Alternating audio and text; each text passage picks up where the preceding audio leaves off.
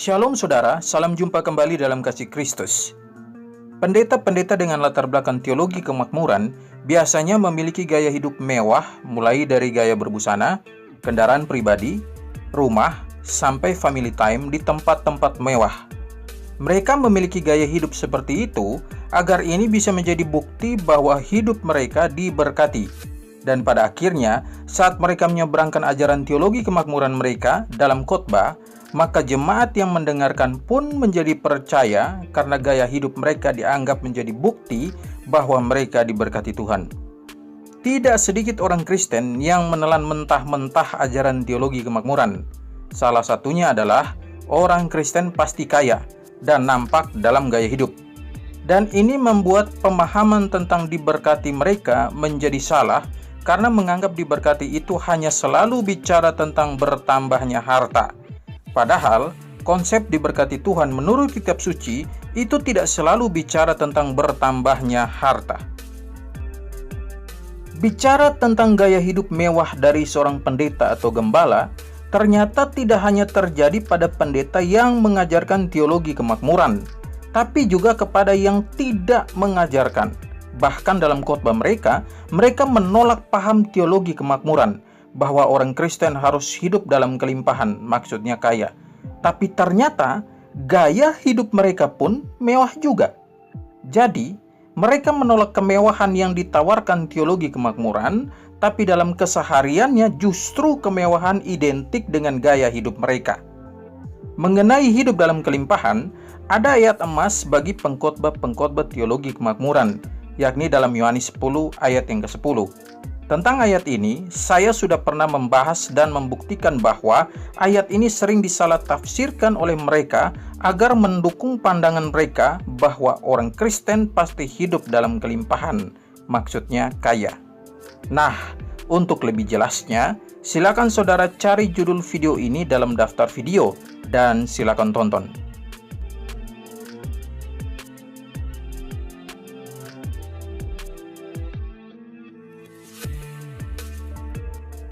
Sebenarnya, pantas tidak jika seorang pendeta memiliki gaya hidup mewah? Apakah boleh kita tetap memberi kepada gereja yang gembalanya punya gaya hidup mewah?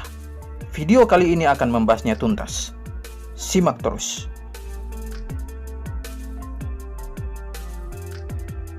Poin yang pertama, kenali gembala atau pendeta Anda. Pantaskah seorang pendeta memiliki gaya hidup mewah?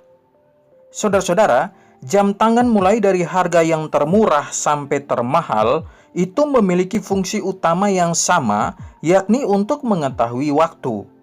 Pertanyaan saya sederhana, mengapa pendeta atau gembala Anda memakai jam dengan harga puluhan sampai ratusan juta, padahal dengan harga ratusan ribu saja mereka sudah bisa mendapatkan jam tangan dengan fungsi yang sama? Mengapa mereka, para pendeta atau gembala ini, harus memiliki kendaraan yang hampir menyentuh miliaran, bahkan lebih?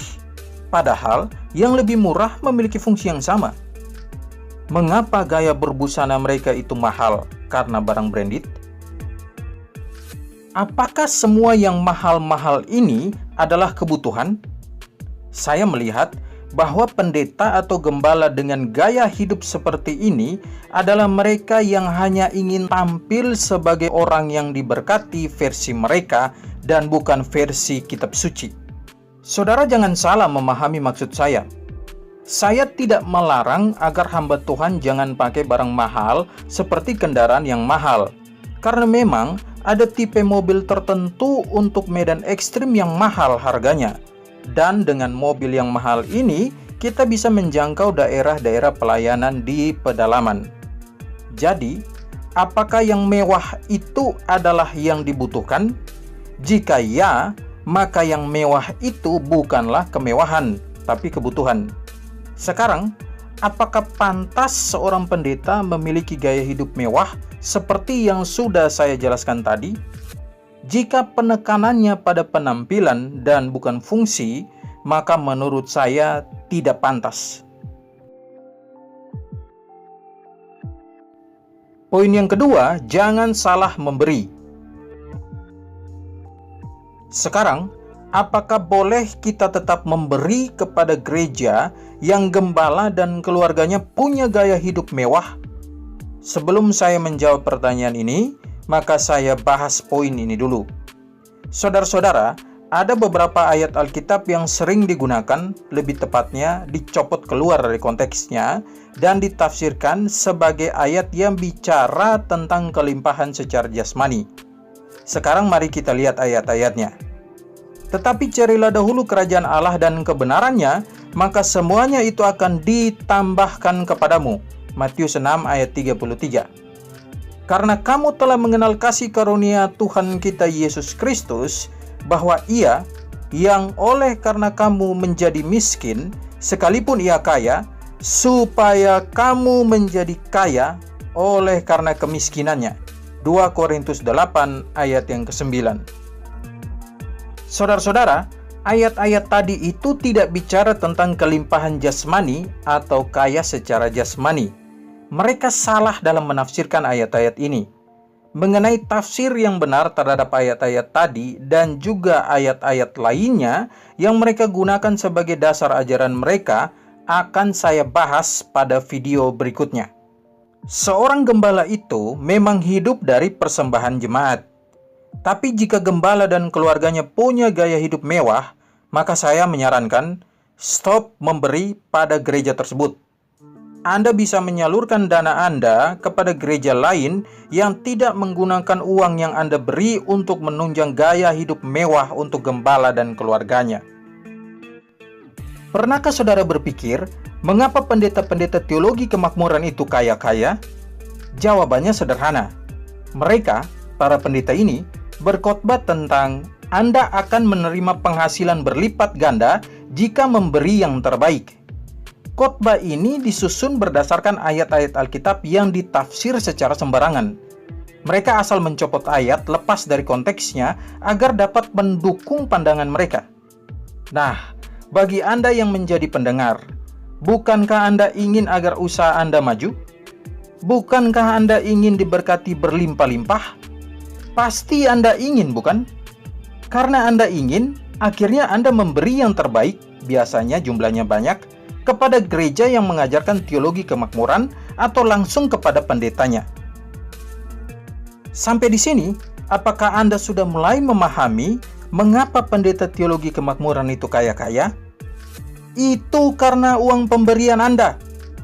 Sekarang saya tanya, berapa banyak dari saudara yang menjadi makmur setelah memberi yang terbaik? Dan bandingkan dengan makmurnya pendeta-pendeta tersebut. Mereka jauh lebih makmur daripada Anda. Jadi sadarlah jemaat Tuhan bahwa Anda adalah ladang bisnis dari pendeta-pendeta tersebut. Mereka makmur karena Anda yang menjadikan mereka makmur. Anda adalah aset mereka.